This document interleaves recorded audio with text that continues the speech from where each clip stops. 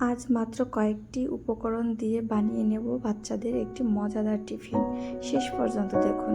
প্রথমেই নিয়ে নিলাম এখানে আমি কিছুটা সুজি, এরপরে কিছু কাটা সবজি, এখানে পেঁয়াজ, গাজর, কাঁচা লঙ্কা, ধনেপাতা এবং অন্যান্য।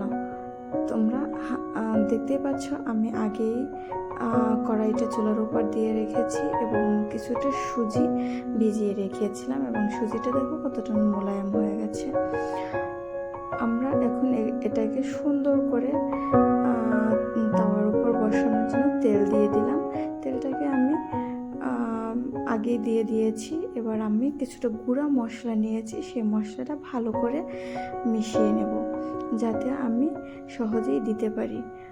আমার মেশানোটা অনেকটাই দেখতে পাচ্ছ সফট হয়ে গেছে।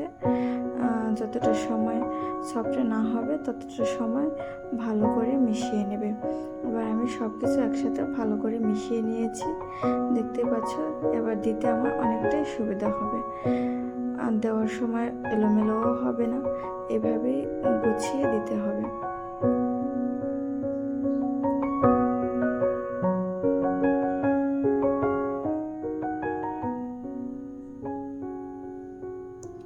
উপকরণটি এবার রেডি আমার। আমি এখন এটা কড়াইয়ের উপর দিয়ে দিচ্ছি। তোমরা দেখবে কড়াইটা যাতে মিডিয়াম আঁচে থাকে, বেশি আঁচে দিলে পুড়িয়ে যেতে পারে। তো এতে করে আমার উপকরণটি ছড়িয়ে যাবে, গুছানো থাকবে না, দেখতেও ভালো লাগবে না। তাই দেখো আমি মিডিয়ামে দিয়ে দিচ্ছি এবং সুন্দর করে চারিদিকে নাড়িয়ে চাড়িয়ে দিচ্ছি যাতে সুন্দর করে এটা উল্টানো যায়। দেখতে পাচ্ছ আমার পকোড়াটা কত সুন্দরভাবে